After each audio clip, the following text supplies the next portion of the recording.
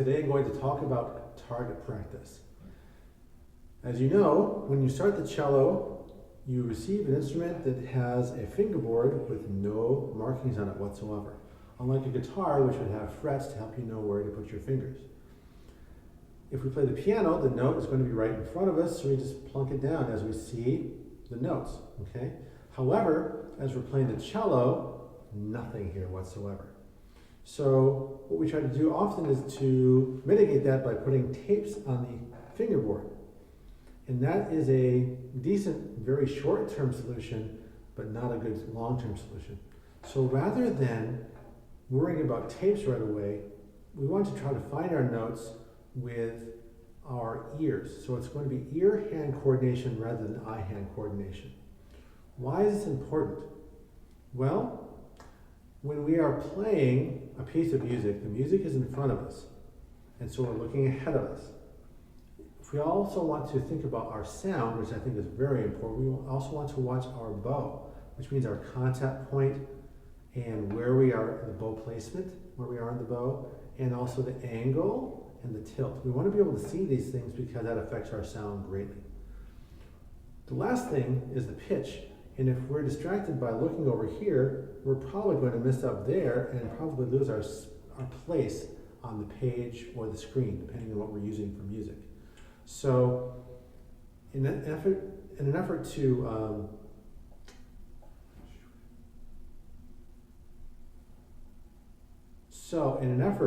to try to avoid that kind of conflict, we want to be able to find our notes without looking at the fingerboard. We want to be able to just use our ears in order to hear the notes and to make adjustments. Hopefully we won't have to make many adjustments, but with target practice we'll be able to establish the first note of whatever section or piece we're about to play. So we don't have to pause and try to find that note and then get it and then kind of restart and continue on our merry way. So let's say that I'm starting a really simple piece like Twinkle Twinkle Little Star.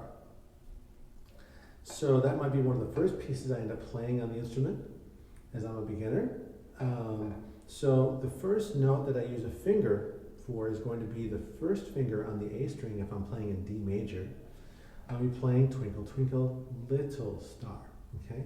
And I want to be able to have that note in place before I start the piece. So I don't have to look at a tape or fish around for it as I'm trying to play the piece, because that's rather disruptive. It stops the flow of the piece and it makes me a little bit less confident as I'm moving forward. So if I use target practice, then I can have that note in place and play through the piece, hopefully. Okay? So the first step is finding that first note. Other notes I can go for along the way once I've gotten started. So target practice involves a big sound. The most basic kind of target practice, I should say, starts with a big sound on an open string. The A, the D, the G, or the C. Whichever string is most closely related to the note that you're going for. It helps you to hear the target note. So you're going to take that arrow back and poof, let it fly.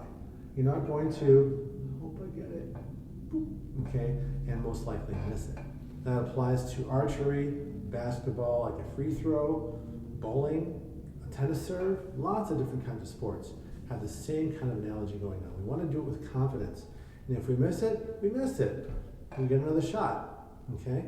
And so when you're a beginner, you don't have to worry about missing lots of things. You're just trying to go for things. And you'll be a much happier cellist in the long run if you're going for things rather than trying not to miss things. So my first note being a B, I'm going to start off with my A string since it's only a step below the B. So I start with my left hand on my lap. I'm going to kind of shoot from the hip rather than kind of be up here and try to sniff around. I want to be able to just find it naturally so that eventually when I'm playing the cello, I don't even have to do target practice. I can just find my note and know how it feels and where it is. Because I've done it so many times with confidence, it's got to be there. So I'm going to go for this B and hope that it's right. by playing really confidently an A string and retaking my bow. As I do the retake, I'm going to lift up my hand and boom, put it down and hopefully get the right spot. So here's my A. Going for a B. I'm a little bit low, okay? Whether I can hear that naturally or if I have a tuner in front of me, I'm going to be determining that that pitch was a little bit too low. So rather than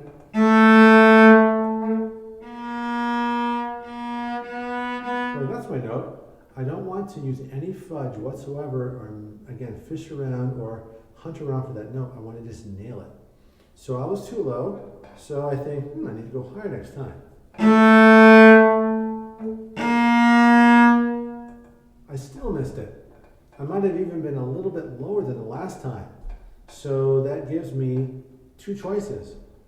I either have to try to get a tiny bit higher, or even better, just go for way too high and miss it the other way. Because the main thing is what I'm trying to do is to try to break the pattern of being too low. That pattern, if it's unbroken, you'll tend to just shoot low the whole time. Every single time you're going for a B, it'll be too low. So now I want to go too high on purpose. Definitely too high. All right, so I've done what I asked myself to do, and that should be what we're trying to do all the time, is just having something in mind and then going for it. If you do that, you'll definitely get more often what you're trying to accomplish. So now I was too high. Now I'm going to try to go back a little bit. Have that pitch in my mind. That's the main thing. And then I got it. Okay? So generally speaking, target practice is going to take a long time. Months, years. It's different for every person. It depends on how stable and how you perceive pitches, I should say, how your perception of intonation is. If your intonation perception is not really close, you're going to tend to miss pitches a lot and frequently. If it's much closer, if you have a much better sense, natural sense of intonation, you won't have to do it as often, but it's still really essential to do it rather than pick up bad habits to try to find your notes. So that's the most basic way of target practice, playing an open string and then playing a note. Because once I do that, I get my B, then I can just keep my one there.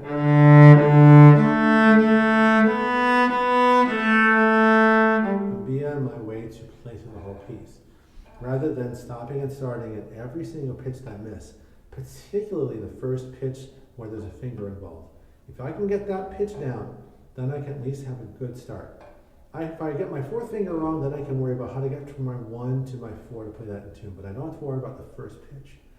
Now, this does not have to do with just simply the first pitch of a piece.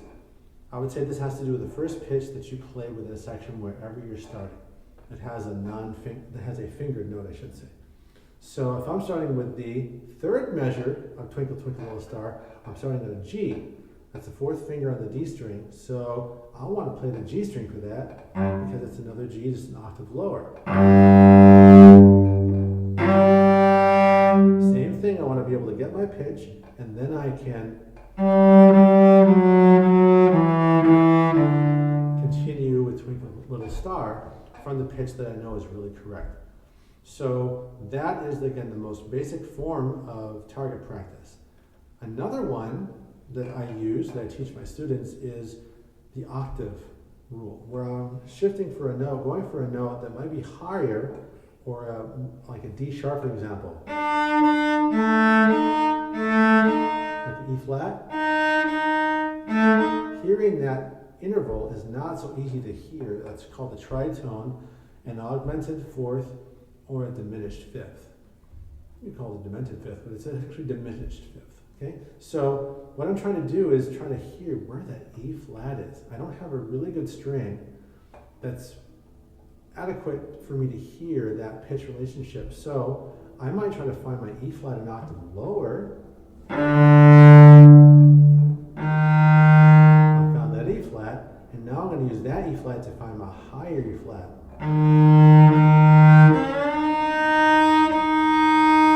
So I use my new finger to slide up to that note, and again, I might miss it, but I'm going to try to go for it, mostly with my bow. And use my head to shift up.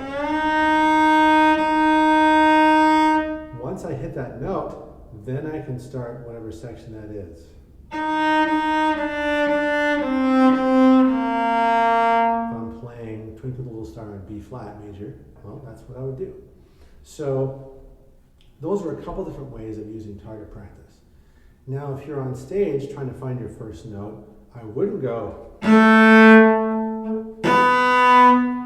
because you'll probably confuse the audience. I'm like, what is that? It's a nice note. Is he done? Okay, nice job. It's a strange piece, really short. So instead of that, you use a very soft target practice. So it's just perceptible to you.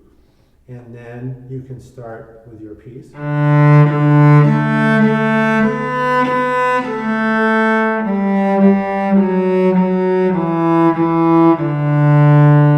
hopefully even better intonation than with what I just used, which is a little bit off. But that's target practice for you, trying to find your notes with confidence and really going for it without trying to be perfect. Just go for it. If you make a mistake, correct it from there. Hope that helps you. Thanks.